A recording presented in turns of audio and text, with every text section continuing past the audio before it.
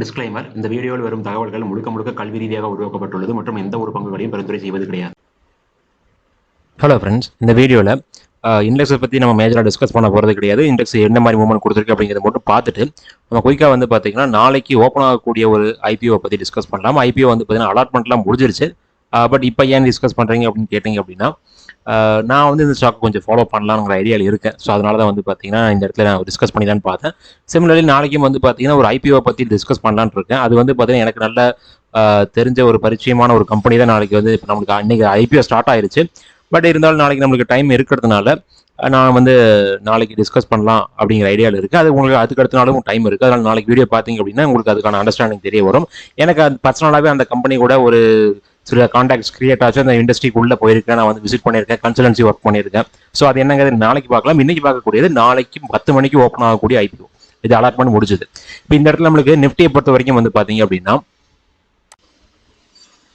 இன்னைக்கு ஒரு red candle பதிவாயிருக்கு. அதுக்கப்புறம் வந்து நம்ம நேற்றுக்கு நம்ம டிஸ்கஸ் பண்ணியிருந்த இந்த சேனலுடைய ரெஸ்டன்ட் லைனை நமக்கு ரீடெஸ்ட் பண்ணி சப்போர்ட்டாக ஹோல்ட் ஆயிருக்கு. இந்த கிரீன் லைனுக்கு கீழே வந்திருக்கு. எனக்கு ஆக்சுவலாக 5 மினிட் சார்ட்ல நீங்கள் நல்லா பார்க்கும்போது தெரியும். இன்னைக்கு ஓப்பன் ஆனது அங்கிருந்து ஸ்ட்ரைட்டாக ஃபாலோ ஆகிட்டு நம்மளுக்கு இந்த சேனலுடைய ரெஸ்டன்ட் லைனுக்கு தான் வந்திருக்கு. இப்போ நீங்கள் நம்ம எக்ஸாக்ட் சப்போர்ட் அப்படிங்கிறத நம்ம இந்த இடத்துல எதிர்பார்க்க முடியல. காரணம் வந்து பார்த்தீங்க அப்படின்னா இந்த ட்ரெண்ட் ரொம்ப லாங்காக இருந்து நம்மளுக்கு ட்ராவல் ஆகுறதுனால அதில் ஒரு சில சின்ன மிஸ்மேச்சஸ் இருக்கும். ஸோ அந்த மிஸ்மேச்சஸ் தான் நம்மளுக்கு இங்கே ஒர்க் அவுட் ஆயிருக்கிற மாதிரி எடுத்துக்க முடியும். நம்ம இந்த இடம் ஹோல்ட் ஆயிருக்கு அப்படிங்கிற மாதிரி எடுத்துக்கலாம். அடுத்ததான் இந்த கிரீன் லைன் நான் இப்போதைக்கு ரிமூவ் பண்ணிடுறேன். இது நம்மளுக்கு நேற்றுக்கு ஒர்க் அவுட் ஆயிருந்தாலும் கூட நமக்கு ரெஸ்டன்ட்டாக ஒர்க் அவுட் ஆக சான்சஸ் இருக்குது. நம்மளுக்கு இப்போதைக்கு மேஜராக இருக்கக்கூடியது வந்து பார்த்தீங்கன்னா இந்த ட்ரெண்ட் லைன் தான். இதை நம்ம வந்து பார்த்தீங்கன்னா நம்ம மேஜராக ஃபோக்கஸ் பண்ணுற மாதிரி இருக்கும். இதனுடைய பிரேக் அவுட் தான் நம்மளுடைய நிஃப்டியை அடுத்த கட்ட லெவலுக்கு கொண்டு போகிறதுக்கான சான்சஸ் இருக்குது. அடுத்ததான் வந்து மற்ற இண்டெக்ஸ் எல்லாமே நம்ம ஆல்ரெடி டிஸ்கஸ் பண்ண அதே சேம் பொசிஷனில் தான் இருக்கும். கிட்டத்தட்ட வந்து பார்த்தீங்கன்னா நீங்கள் ஃபார்மா நல்லா பாசிட்டிவாக போயிருக்கு. நல்ல ஒரு ப்ரீவியஸ் ஹைக்கு நம்மளுக்கு நியராக வந்திருக்காங்க. எஃப்எம்சிஜி நல்லாவே இறங்கியிருக்கு. அடுத்ததாக வந்து பார்த்தீங்கன்னா ஆட்டோ ஒரு 0.5% இறங்கியிருக்கு. வேறு ஏதாவது இண்டெக்ஸஸ் நம்மளுக்கு சேஞ்சஸ் கொடுத்துருக்கான்னு பார்த்தீங்க அப்படின்னா எல்லாமே மைனரான சேஞ்சஸ் தான். கோல்டு ஒரு 0.39% இறங்கியிருக்கு. நம்மளுடைய ரெஸ்டன்ட் ரீச் பண்ணி நீங்கள் பிரேக் பண்ண ட்ரை பண்ணிக்கிட்டு இருந்துச்சு. பட் பிரேக் பண்ண முடியாமல் திரும்ப உள்ள வந்திருக்கு. இது நமக்கு இங்கேருந்து ஃபாலோ கொடுக்குமா அப்படின்னு பார்க்கணும். அப்படி இல்லை அப்படின்னா இன்னைக்கான ஹைக்கு மேலே நீ க்ளோசிங் வைக்கும் பொழுது தான் நம்ம அடுத்த கட்ட மூமெண்ட் எதிர்பார்க்க முடியும். க்ரூட் நம்மளுக்கு கிட்டத்தட்ட ஏறிக்கிட்டு இருக்கு. நம்ம டிஸ்கஸ் பண்ண மாதிரி இந்த சப்போர்ட் நம்மளுக்கு கிளியராக சப்போர்ட்டாக ஒர்க் அவுட் ஆகிட்டு அடுத்த ரெஸ்டன்ட் பார்த்து ட்ராவல் ஆகிட்டு இருக்கு. யூஎஸ்டி ஐஎன்ஆர்ல பெரிய சேஞ்சஸ் கிடையாது. ஒரு 0.15%. அண்ட் பிட்காயின் பொறுத்த வரைக்கும் வந்து பார்த்தீங்கன்னா ஒரு 0.4%. இப்போ நம்ம அதை பார்க்கக்கூடிய ஐபிஓக்குள்ளே வருவோம். நான் ஆல்ரெடி சொல்லிட்டேன், இந்த ஐபிஓ நம்மளுக்கு ஆல்ரெடி அலாட்மெண்ட்லாம் முடிஞ்சது. இப்போ நம்மளுக்கு வந்து பார்த்தீங்கன்னா நாளைக்கு லிஸ்ட் ஆக போகுது. இப்போ இதை டிஸ்கஸ் பண்ணுறதுனால என்ன பிரயோஜனம்னு கேட்டிங்கன்னா ஸ்டில் பிரயோஜனம் இருக்குன்னு நான் ஃபீல் பண்ணுறதுனால மட்டும்தான் நான் வந்து இந்த இடத்துல கொண்டு வந்திருக்கேன். இப்போ இந்த கம்பெனியை பொறுத்த வரைக்கும் அதனுடைய நேம் வந்து உங்களுக்கு தெரியுது, ஆர்டி இண்டஸ்ட்ரீஸ் ஐபிஓ. இங்கே நம்ம நேம் டிஸ்கஸ் பண்ணுறதுனால ஒன்றும் ப்ராப்ளம் இல்லைன்னு நினைக்கிறேன். நம்ம சார்ட்டை பற்றி டிஸ்கஸ் பண்ண போகிறது கிடையாது. அண்ட் ஆல்சோ வந்து பார்த்தீங்கன்னா சார்ட் இப்போதைக்கு இல்லை, நம்மளுக்கு நாளைக்கு தான் சார்ட்டை கிரியேட் ஆக ஆரம்பிக்க போகுது. இவங்களை பொறுத்த வரைக்கும் வந்து பார்த்தீங்கன்னா ஒரு புக் பில்டிங் இஷ்யூவாக வர்றாங்க. நம்மளுக்கு 425 crores வந்து பார்த்தீங்கன்னா புக் பில்டிங் இஷ்யூ வருது. அதில் கிட்டத்தட்ட வந்து பார்த்தீங்கன்னா ஃப்ரெஷ் இஷ்யூவாக வந்து பார்த்தீங்கன்னா ஒரு 6.04 crores அண்ட் ஆஃபர் ஃபார் சேலில் வந்து பார்த்தீங்க அப்படின்னா ஒரு 2 crore ஷேர் வந்து பார்த்தீங்கன்னா ஆஃபர் ஃபார் சேல், அதாவது 105 crores வந்து பார்த்தீங்கன்னா ஆஃபர் ஃபார் சேலும் 320 crores வந்து பார்த்தீங்கன்னா ஃப்ரெஷ் இஷ்யூவும் வராங்க. ஸோ இதில் நம்மளுக்கு இந்த ஆஃபர் ஃபார் சேல் அப்படிங்கிறது வந்து பார்த்தீங்கன்னா ப்ரமோட்டர் யார் வந்து அந்த ஷேர் செல் பண்ணுறாங்களோ அவங்களுடைய கைக்கு போயிடும், அவங்களுடைய ஓன் அமௌண்ட்டாக மாறிடும். ஆனால் இந்த 320 crores அப்படிங்கிறது வந்து பார்த்தீங்கன்னா ஃப்ரெஷ் இஷ்யூ அப்படிங்கும்போது ஆட்டோமேட்டிக்காக வந்து பார்த்தீங்கன்னா இவங்களுடைய பிஸ்னஸ்க்காக இதை யூட்டிலைஸ் பண்ணலாம். இவங்களுக்கு ஆல்ரெடி டெப்ட் இருக்குது அப்படின்னா அதை ரீபே பண்ணுறதுக்கு யூஸ் பண்ணலாம். ஸோ அந்த மாதிரி விஷயங்களுக்கு இந்த ஃப்ரெஷ் இஷ்யூஸ் யூஸ் ஆகும். ஸோ அதனால் நமக்கு மோஸ்ட்லி ஒரு ஸ்டாக் ஐபிஓ வருது அப்படின்னா ஒரு கம்பெனி வராங்க அப்படின்னா முக்கியம் பார்க்க வேண்டியது ஃப்ரெஷ் இஷ்யூவா இல்லை offer for sale. Offer for சேல்னா வேறு யாராவது வித்துட்டு வந்து அந்த ஸ்டாக் அந்த கம்பெனிலேருந்து வெளியில் போகிறாங்க அப்படின்னு அர்த்தம். இது ஃப்ரெஷ் இஷ்யூ அப்படிங்கும்போது அந்த கம்பெனியினுடைய க்ரோத்துக்காக அந்த அமௌண்ட்டை யூட்டிலைஸ் பண்ணுற ட்ரை பண்ணுறாங்க அப்படிங்கிறது அர்த்தம். ஸோ இந்த இடத்துல 320 crores அப்படிங்கிறது வந்து பார்த்தீங்கன்னா கம்பெனியினுடைய ஃபியூச்சர் க்ரோத்துக்காக யூஸ் பண்ணுறதுக்கான சான்சஸ் நிறையா இருக்குது.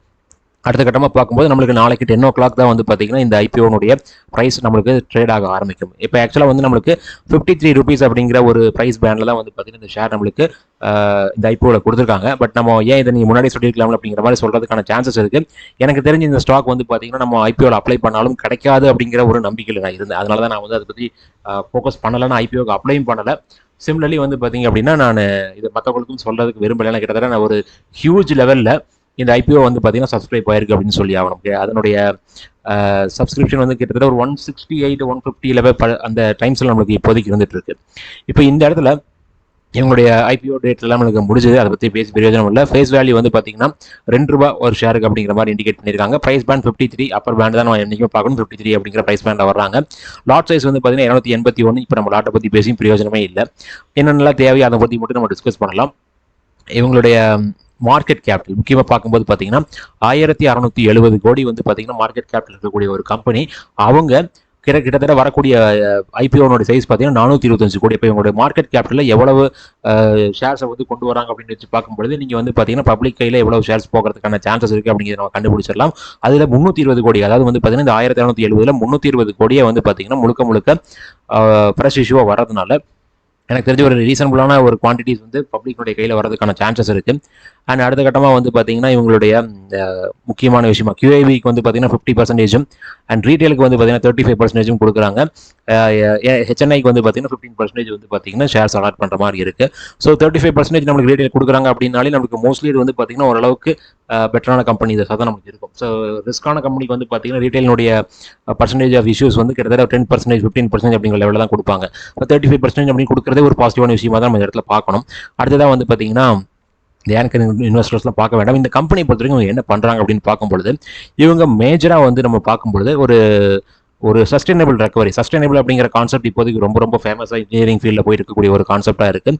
அதாவது வந்து பார்த்தீங்கன்னா இந்த ஒரு ப்ராடக்ட்னுடைய லைஃப் முடிஞ்சிருச்சு அப்படின்னா அதை எப்படி நம்ம ரீயூஸ் பண்ணலாம் அப்படிங்கிறத வந்து பார்த்தீங்கன்னா சஸ்டைனபிள் கான்செப்ட்.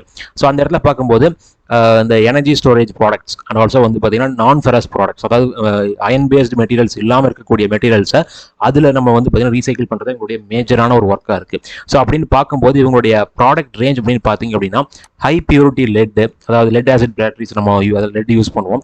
ஸோ அது let alloys, let calcium, let antimony, இந்த மாதிரி லெட் டின்னு, லெட் சில்வர்.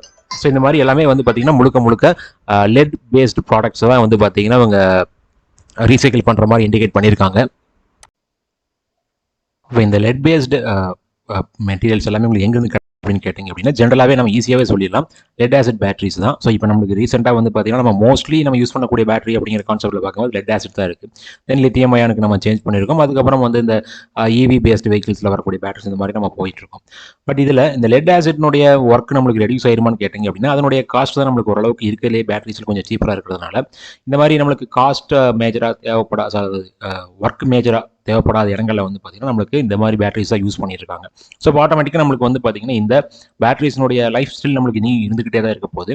அந்த பேட்டரிஸ்லேருந்து நமக்கு சுவிட்ச் ஓவர் ஆகிறதுக்கு முக்கியமான காரணமே இந்த லெட் தான். ஏன்னா லெட் நம்ம டேரெக்டாக வந்து பார்த்தீங்கன்னா அட்மாஸ்பியருக்கு டிஸ்போஸ் பண்ணும்பொழுது ஆட்டோமேட்டிக்காக அது நம்மளுக்கு ஒரு ஹார்ம்ஃபுல்லான ஒரு மெட்டீரியல் தான். ஸோ அதை நம்ம வந்து பார்த்தீங்கன்னா ரீசைக்கிள் பண்ணி திரும்ப அகைன் யூஸ் பண்ணுறதுக்கான ஒரு ஒர்க் தான் இவங்க மேஜராக பண்ணியிருக்காங்க. அதில் மேஜராக அவங்க ஃபோக்கஸ் பண்ணுறதே லெட் தான். அப்போ இது வந்து பார்த்தீங்கன்னா இனி வரக்கூடிய நாட்களில், ஏன்னா நம்ம ஒரு 20 வருஷத்துக்கு முன்னாடி பார்க்கும்பொழுதும் சரி, இல்லை 10 வருஷத்துக்கு முன்னாடி பார்க்கும்பொழுதும் சரி, இப்போ பார்க்கும்பொழுதும் சரி, இதை அப்படி கம்பேர் பண்ணி பார்த்தீங்க அப்படின்னா இந்த வெஹிக்கிள்ஸ் நம்மளுக்கு வந்து பார்த்தீங்கன்னா மார்க்கெட்டுக்கு வர்றது ரொம்ப அதிகமாகிக்கிட்டே இருக்குது. ஸோ அதனுடைய சேல்ஸ் வந்து பார்த்தீங்கன்னா இப்போ ஒவ்வொரு மந்த் எப்படி சேல்ஸ் இருக்குது, ஒவ்வொரு குவார்ட்டரில் எப்படி சேல்ஸ் இருக்குது அப்படிங்கிற நம்ம பார்த்து லட்சக்கணக்கில் வெஹிக்கிள்ஸ் நம்ம சேல் பண்ணியிருக்கோம். வெஹிக்கிள்ஸ் மட்டும் கிடையாது, இப்போ நம்ம மெஜாரிட்டி என்ன பண்ணிட்டு இருக்கோம் அப்படின்னு கேட்டிங்கன்னா வீட்டில் நம்ம இந்த பேட்டரிஸை வந்து யூஸ் பண்ணுறோம். லைக் ஒரு இன்வெர்ட்டராக நம்ம யூஸ் பண்ணுறோம். ஸோ இன்வெர்ட்டர் நிறைய வீட்டில் இப்போ வந்து பார்த்தீங்கன்னா யூஸ் பண்ணிக்கிட்டே இருக்கும். அந்த மாதிரி நம்மளுக்கு வந்து பார்த்தீங்கன்னா இது இல்லாமல் டிஃப்ரெண்ட் அப்ளிகேஷன்ஸ் எங்கெல்லாம் நம்மளுக்கு எனர்ஜியை ஸ்டோர் பண்ணி யூஸ் பண்ணுற சுச்சுவேஷன்ஸ் வருதோ அங்கே எல்லாத்தையுமே வந்து பார்த்தீங்கன்னா இந்த மாதிரி பேட்டரிஸை நம்ம யூட்டிலைஸ் பண்ணிக்கிட்டே தான் இருக்கும். அது வந்து ஓவர பீரியட் ஆஃப் டைம் நம்மளுக்கு முடியும் பொழுது ஆட்டோமேட்டிக்காக இவங்களுக்கான அந்த ஒரு ரா மெட்டீரியல் உங்களுக்கு உள்ளே போயிடும். அதை வந்து இவங்க ரீசைக்கிள் பண்ணி வந்து பார்த்தீங்கன்னா நம்ம யூட்டிலைஸ் பண்ணுறாங்க. ஸோ இது நம்மளுக்கு எல்லாமே பெட்டரான பாயிண்ட்டாக இருக்குது. பட் இதில் இருக்கக்கூடிய ஒரு மேஜரான நெகட்டிவ் பாயிண்டாக நான் என்ன ஃபீல் பண்ணுறேன்னு கேட்டிங்க அப்படின்னா இவங்களுடைய அந்த ஃபேக்ட்ரி. ஸோ ஃபேக்ட்ரி எங்கே இருக்குன்னு பார்க்கும்போது ஒரு 7.61 ஏக்கர்ஸில் திருப்பதி டிஸ்ட்ரிக்டில் இருக்குது, அது ஆந்திர பிரதேஷில். இந்த ஒரே ஒரு ஃபேக்ட்ரி தான் உங்களுக்கு இருக்குது. ஸோ கிட்டத்தட்ட வந்து பார்த்தீங்கன்னா 1,04,000 மெட்ரிக் டன் பர் ஆனம் அளவுக்கு வந்து பார்த்தீங்கன்னா உங்களுடைய கெப்பாசிட்டி இருக்குது அப்படிங்கிற மாதிரி இண்டிகேட் பண்ணியிருக்காங்க. ஸோ அந்த ஒரு ஃபேக்ட்ரி நம்பி தான் அவங்க இருக்காங்க. ஸோ அந்த ஒரு ஃபேக்ட்ரியோடைய மதிப்பு இந்த அளவுக்கு இருக்குது அப்படின்னு வரும்போது நீங்கள் செக் பண்ணி பாருங்கள் எந்த அளவுக்கு ஒரு நல்ல டீசெண்டான இண்டஸ்ட்ரியாக தான் நம்மளுக்கு இருக்கும். பட் இங்கே ஏதாவது ஃபியூச்சரில் ஏதாவது ஆக்சிடென்ட்ஸ் நடக்குது அப்படின்னா கண்டிப்பாக அங்கே ஒரு ப்ராப்ளம்ஸ் நமக்கு கிரியேட் ஆகும். பட் அது எல்லாமே நெகட்டிவ் பாயிண்ட்ஸாக இருக்குது. மெஜாரிட்டி எல்லா இண்டஸ்ட்ரியும் நடக்கிறதுக்கான சான்சஸ் இருக்குது. பட் எடுத்த உடனே நம்ம நெகட்டிவ் பாயிண்ட்ஸை பார்க்கணும் அப்படிங்கிற அவசியம் இல்லைன்னு நினைக்கிறேன். அதே மாதிரி இவங்க வந்து பார்த்தீங்கன்னா கிட்டத்தட்ட ஒரு 7 கண்ட்ரீஸில் இவங்களுடைய பார்ட்டிசிபேஷன்ஸ் இருக்குது அப்படிங்கிறது இண்டிகேட் பண்ணியிருக்காங்க. அந்த கண்ட்ரீஸ் என்னென்ன அப்படிங்கிறது நம்ம இடத்துல காமிச்சிருக்காங்க. அடுத்ததான் இவங்களுடைய அந்த ஃபினான்ஷியல்ஸ் வச்சு பார்க்கும்பொழுது ஒவ்வொரு இயர், அதை 2024 இங்கே உங்களுக்கு அவைலபிளாக இருக்குது. பார்த்தீங்க அப்படின்னா உங்களுடைய அசட்ஸ் கிராஜுவலாக நல்லா இன்க்ரீஸ் ஆயிருக்கு. தென் இன்கம் வந்து பார்த்தீங்க அப்படின்னா நாளைக்கு கிட்டத்தட்ட நம்மளுக்கு 2024 கம்பேர் பண்ணும்போதே வந்து பார்த்தீங்கன்னா நம்மளுக்கு 2 மடங்குக்கும் மேலே போயிடுச்சு வித்தின் 2 இயர்ஸில். அடுத்ததாக ப்ராஃபிட் ஆஃப்டர் டேக்ஸும் பாருங்கள் கிட்டத்தட்ட 10 மடங்கு போயிருக்கு வித்தின் 2 இயர்ஸில். அடுத்ததாக வந்து பார்த்தீங்கன்னா எபிட்டா வந்து கிட்டத்தட்ட ஒரு 147 அப்படிங்கிற லெவல் இண்டிகேட் பண்ணியிருக்காங்க. நெட் ஒர்த்துமே வந்து பாருங்கள் 2 வருஷத்துக்கு முன்னாடி இந்த நெட்ஒர்க் வச்சு பார்க்கும்போது இப்போ இருக்கக்கூடிய நெட்ஒர்க் வந்து கிட்டத்தட்ட ஒரு 5 மடங்குக்கு நியராக வந்துருச்சு. ஸோ அந்தளவுக்கு 5 மடங்குனே சொல்லிடலாம் எக்ஸாக்டாக. அந்தளவுக்கு ஒரு நெட்ஒர்க் இருக்குது. அடுத்ததாக வந்து பார்த்தீங்கன்னா ரிசர்வ்ஸ், அதுவுமே வந்து பார்த்தீங்க அப்படின்னா கிட்டத்தட்ட 3 மடங்குக்கும் மேலே கொண்டு போயிட்டாங்க. எல்லாமே வந்து பார்த்தீங்கன்னா பல மடங்கு தான் நமக்கு இன்க்ரீஸ் ஆகிருக்கு வித்தின் 2 இயர்ஸில். இது எல்லாமே நம்மளுக்கு வந்து பார்த்தீங்கன்னா ஒரு 5 இயர்ஸில் நடக்குது அப்படின்னாலே அது ஒரு நல்ல கம்பெனிஸ் நம்ம சொல்லுவோம். அது நல்ல ஒரு க்ரோத்தில் போயிட்டு இருக்கு அப்படிங்கிற நம்ம டிஸ்கஸ் பண்ணுவோம். பட் இங்கே வந்து பார்த்தீங்க அப்படின்னா நம்மளுக்கு வித்தின் 2 இயர்ஸில் அது நடந்திருக்கு. பட் இதே மாதிரி நம்மளுக்கு இதுக்கு முன்னாடி நடந்திருக்கு அப்படின்னு செக் பண்ணி பார்க்கணும். அதே மாதிரி நீ வரக்கூடிய வருஷங்கள் நடக்குமான்னு கேட்டிங்க அப்படின்னா அதுக்கான பாசிபிலிட்டிஸ் நிறைய இருக்குது அப்படிங்கிறதுக்கான எக்ஸ்ப்ளனேஷன் தான் இப்போ நம்ம பேசிக்கிட்டு இருந்தோம். அடுத்ததாக இவங்களுடைய பாரோயிங்ஸ் அந்த அளவுக்கு பெருசாக க்ரோ ஆகலை. அதாவது நம்மளுக்கு மற்ற விஷயங்கள் எல்லாமே க்ரோ ஆயிருக்கு. பட் பாரோயிங்ஸ் இன்க்ரீஸ் ஆயிருந்தாலும் கூட அங்கெல்லாம் நம்ம 3 மடங்கு 4 மடங்கு 5 மடங்கு நம்ம இன்க்ரீஸ் பண்ணதை பார்த்துட்டு இருந்தோம். இங்கே வந்து பார்த்தீங்க அப்படின்னா ஒரு 40 கோடி இன்க்ரீஸ் ஆயிருக்கு. அது இந்த 2 வருஷம் முன்னாடி வந்த பாரோயிங்ஸ் வச்சு பார்க்கும்போது ஒரு பெரிய அளவுக்கான பாரோயிங்ஸ் அப்படிங்கிற மாதிரி சொல்ல முடியாது. ஏன்னா நம்மளுக்கு 142 கோடி இல்லை ஒரு 40 கோடி அப்படிங்கிறது ஜஸ்ட் வந்து பார்த்தீங்கன்னா ஒரு 30-40% அப்படிங்கிற மாதிரி நம்ம வேணால் எடுத்துக்கலாம். அடுத்ததாக இவங்களுடைய ROE, ஸோ அது நம்மளுக்கு பார்த்தீங்கன்னா 2026 81% இருக்குது. ROCE பார்த்தீங்கன்னா 44% இருக்குது. டெப்ட் வந்து பார்த்தீங்கன்னா ரெடியூஸ் பண்ணியிருக்காங்க. 2025 இருக்கக்கூடிய டெப்ட்டை கம்பேர் பண்ணும்போது ரெடியூஸ் பண்ண மாதிரி இண்டிகேட் ஆயிருக்கு. பட் இந்த இடத்துல அந்த மாதிரி பாரோயிங்ஸ் பேஸ் பண்ணி வந்து பார்த்தீங்கன்னா அது இன்க்ரீஸ் தான் ஆயிருக்கு, டிக்ரீஸ் ஆகலை. பட் இங்கே நம்மளுக்கு டிக்ரீஸ் பண்ண மாதிரி காமிச்சிருக்காங்க. அது என்ன அப்படிங்கிறத நம்ம இன்னும் டீட்டெயிலாக பார்த்தா தான் தெரியும். அடுத்ததாக வந்து பார்த்தீங்கன்னா மார்ஜின் கிட்டத்தட்ட நல்ல ஒரு லெவலுக்கு இம்ப்ரூவ் ஆயிருக்கு. 4.48 வந்து பார்த்தீங்கன்னா 7.25 நல்ல ஒரு மார்ஜின் இம்ப்ரூவ்மெண்ட் இந்த இடத்துல இண்டிகேட் பண்ணியிருக்காங்க. அண்ட் புக் வேல்யூ வந்து பார்த்தீங்கன்னா 2025 21 இருந்திருக்கு. இப்போ எவ்வளோ வேல்யூ இருக்குது அப்படின்னு பார்க்கணும். மேபி இன்க்ரீஸ் ஆகிருக்கிறதுக்கான சான்சஸ் இருக்குது.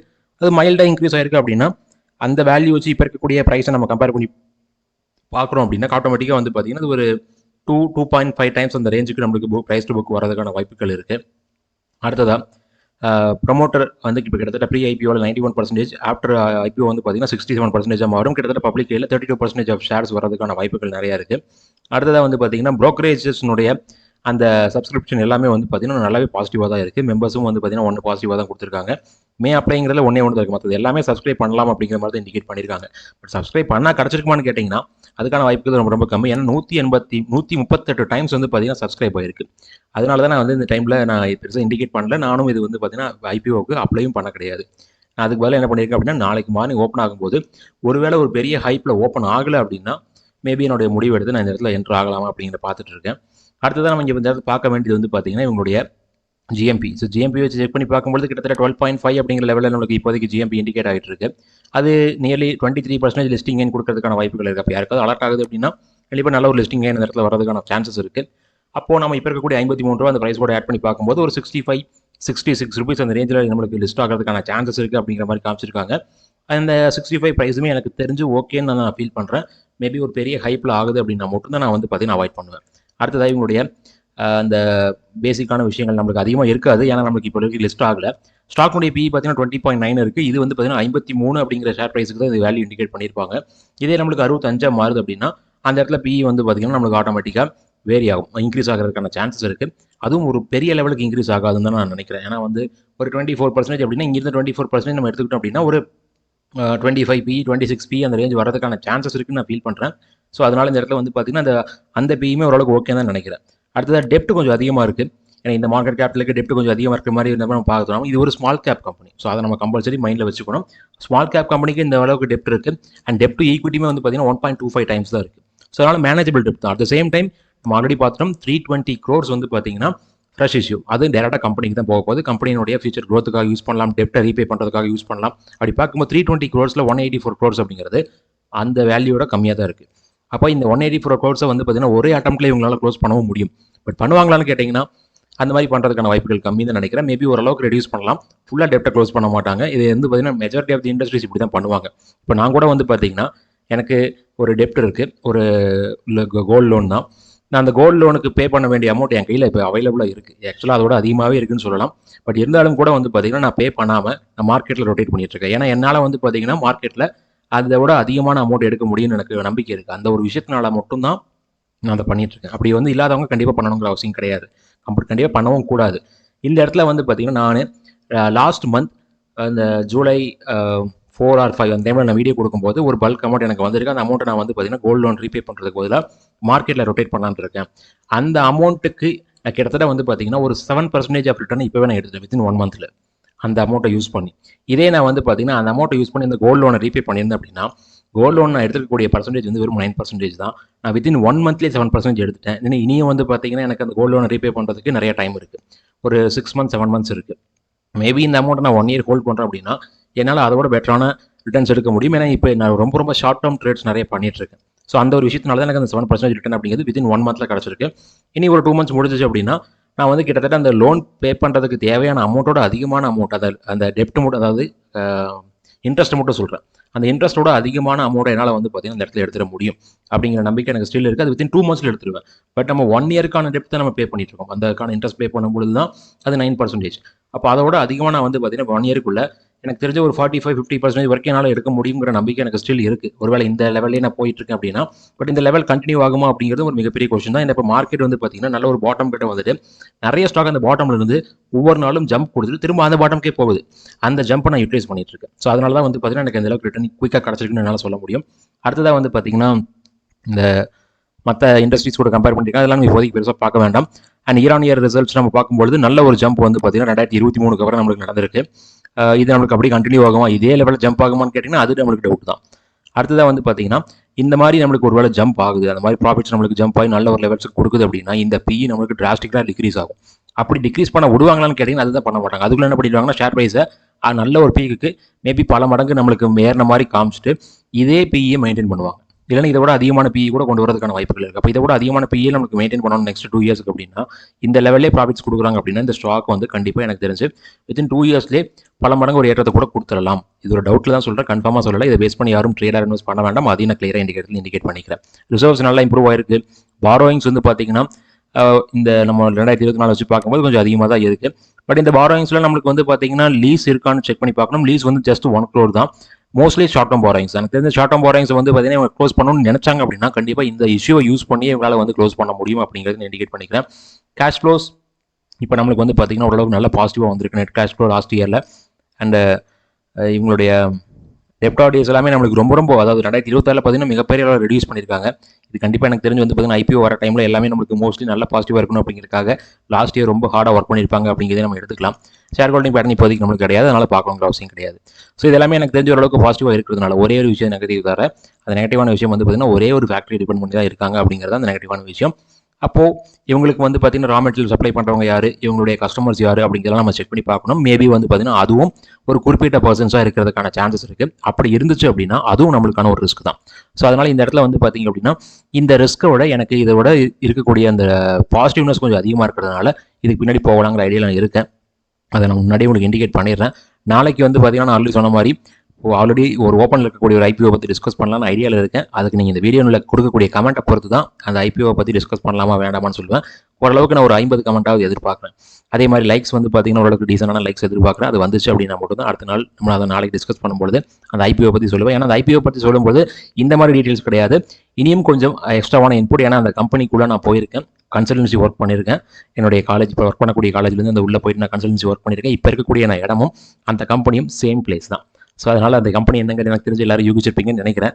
என்னை பற்றி தெரிஞ்சவங்களுக்கு கண்டிப்பாக அது ஈஸியாக அண்டர்ஸ்டாண்ட் பண்ணிக்க முடியும். ஸோ இந்த வீடியோ பொறுத்த வரைக்கும் நான் டிஸ்கஸ் பண்ண விஷயங்கள் எல்லாமே இதில் இருக்கக்கூடிய வியூஸ் மட்டும் தான். இதை பேஸ் பண்ணி யாரும் ட்ரேடர் இன்வெஸ்ட் பண்ண வேண்டாம். ரொம்ப நன்றி இந்த வீடியோ பார்த்ததுக்கு.